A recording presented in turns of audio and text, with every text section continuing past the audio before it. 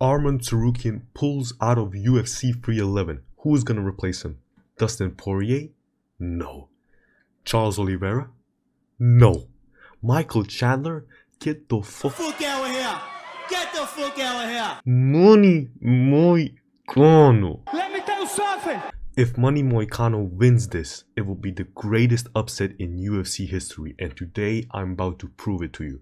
Here's the top 5 of the greatest UFC upsets, and we're gonna go one by one, proving to you why if MOICANO beats Islam, it will be better than it. With smooth jazz in the background, of course. Starting off with Bisping versus Rockhold. Bisping on 17 days notice, coming at Rockhold's belt. Rockhold was supposed to fight Weidman, I think. Bisping came in there, first round, left hook in like 3.5 minutes, I think. I think it was 3.5 minutes. Good upset. Good upset. I think this is one of my personal favorites, but Rockhold is really not that great of a champion. I mean, I get it, he was Strikeforce before that. He was 13-1, 13-2, but those Strikeforce opponents are they're kind of iffy. Plus Rockhold has after that shown not to be the greatest of fighters.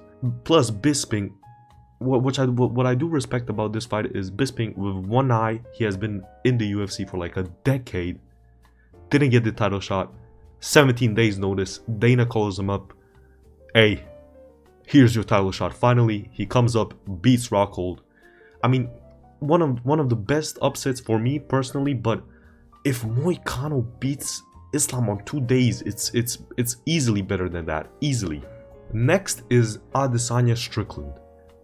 Strickland was number 7 or number 8 ranked. Every single person didn't believe in him. Literally every single person, including me. I would say I didn't believe in Strickland. I can't remember why exactly. There was nobody else to fight. I think Izzy could have beaten all of them, or they could have injuries or something. I don't remember. But anyway, UFC really didn't want to make Sean Strickland versus Izzy, but nobody else was available, so they were kind of forced to. I'm gotta be honest with you. Everybody hypes up this fight, while Sean did dominate Izzy. That was crazy, but if Sean didn't get that knockdown, this fight would be Izzy Yoel Romero too. But I understand, since Sean Strickland was the contender, number 8 ranked, nobody believed in him, and he did get that flash knockdown. I understand why people rate it highly, but at number 4 is crazy. Crazy. I'm gonna make a video on Sean Strickland actually, on why I think he's one of the most overhyped and overrated fighters of our generation, but for now, you can get this little sneak peek on why I think that fight is absolute dog shit. I respect him for going in there and beating Izzy on... It was a scheduled fight, normal, but he was number 8 ranked and he really wasn't supposed to be there. But we all saw what happened later. Dricus du Plessis split decision, yada yada. He started screaming about how he didn't care about the belt. That's the first thing he said in the post-fight. Not the first thing, but one of the things he said in the post-fight interview. I don't really care about the belt anymore. And then now he's screaming about, oh, I want the belt back, I want the belt back. It ruins it a little bit. But that's a video for another day. Easily, if MOICANO beats Islam, it's easily better than than Sean beating Izzy. Tapology ranks Nunes versus Pena at number 3. Now, I can't lie. It was tough. It was tough for me to put MOICANO above this, because people clowned Pena. It was sad. People clowned that girl. Nobody believed in Pena except for Pena. But you see what she did. I put her paws on Nunes in the first round. Ate everything she got. Pause. Ate everything Nunes had. Pause. Came back in the second round. Outboxed her. Threw her on the ground. Rear naked choked. It's amazing. Amazing performance. One of the best performances in a title fight from a contender against a woman that was considered the greatest woman fighter of all time already. She was the double champion, Amanda Nunes. Amanda Nunes was moving like Ronda Rousey. I can't lie. She got what was coming to her, a bit cocky. Pena put her on her ass and gave it to her. Pause. This fight, I genuinely, I can't lie. This fight hurts me a little bit to put under MOICANO, just because I really like this fight. But this was Pena has been calling for this fight for a year.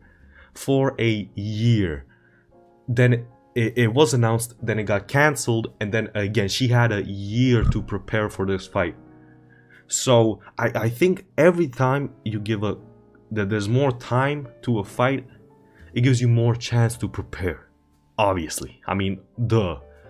But the more chance you give to prepare, the less of an impressive win that is. Because if you put a good fighter and an okay fighter on 2 days notice, the good fighter is gonna win every time. But if you give them like 6 months, the okay fighter might analyze, like have a lot more time to analyze film, come up with strategies that nobody really expects. So Pena, yeah, she had a year to prepare. That's the only reason why I put MOICANO beating Islam ahead of that, if MOICANO beats Islam, obviously. Rousey versus Holm. This fight pisses me off hella. Shout out Holm. I'm glad she's out of the UFC. I can't lie. Those fight night main events, thank God they're gone. Thank God. But Ronda Rousey is the most overrated person. Not the most overrated person. One of the most overrated persons in MMA. She took advantage of of women MMA because it was new at the time and nobody knew what the fuck they were doing. So she just came in every fight. Judo slam, submission. Judo slam, submission. Judo slam, submission. The one time she gets cocky, starts, oh, I can box anybody, Some people at that time, like Dana White, were saying she could beat Floyd Mayweather. That got to her head because she was fighting Holm, a boxing champion. And Ronda Rousey has never fought boxing, just judo and I think jiu-jitsu. I'm pretty sure jiu-jitsu, but yeah, judo mainly. And she got her ass handed to her. Head kick, boom, boom, boom. It was done.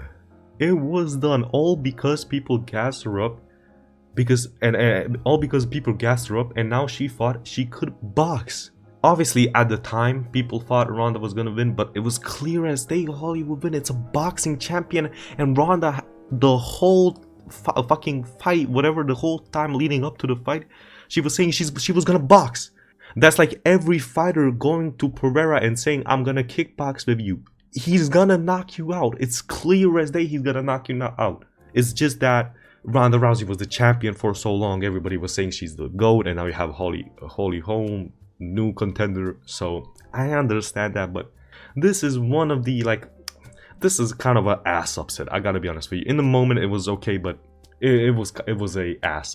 It was pretty ass of an upset. Now at number 1, Serra versus GSP1, the Buster Douglas of MMA. To put it into perspective for some people that don't know, Serra was 4-4 in the UFC in the lightweight division. I think he either got cut or he left on his own after his last loss, but he was 4-4.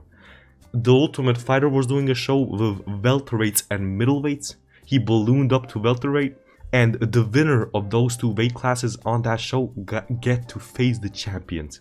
Serra won, and he knocked out GSP in round 1. I mean, GSP at this time he lost to Matt Hughes, bounced back. He was beating everybody.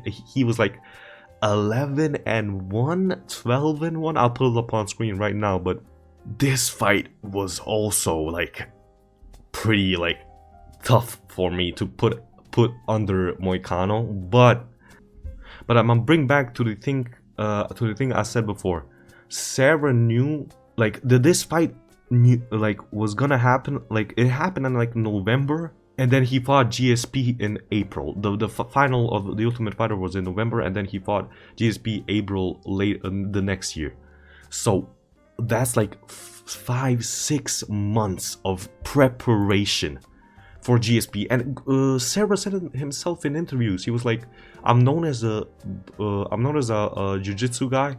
GSP knows I'm a jiu-jitsu guy. GSP assumes I'm gonna try and take him down. I'm not gonna take him down. I'm gonna box. That was said by him, by Matt Serra. And the longer time spent scheduled on fights, obviously, the more they're gonna learn about each other.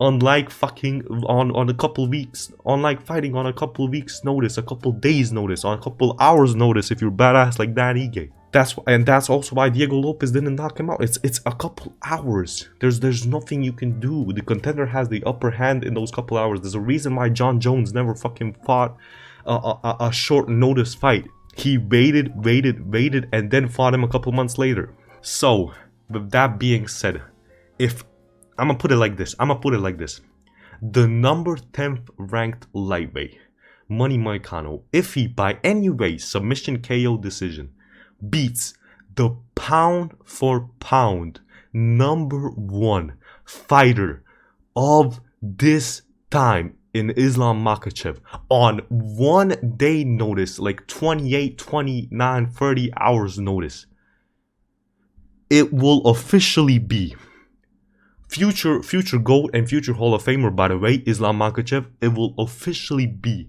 the greatest upset, not only in UFC, but the entirety of MMA has ever seen. I would love to know your opinions on this. Am I crazy? Please tell me if I'm crazy. Leave it on in the comment section below. I will be reading every single comment. Hold me up to that. I'm bleeding subscribers. Subscribe, and I'll see you all very soon. MONEYYY MOICANO. MOICANO wants money.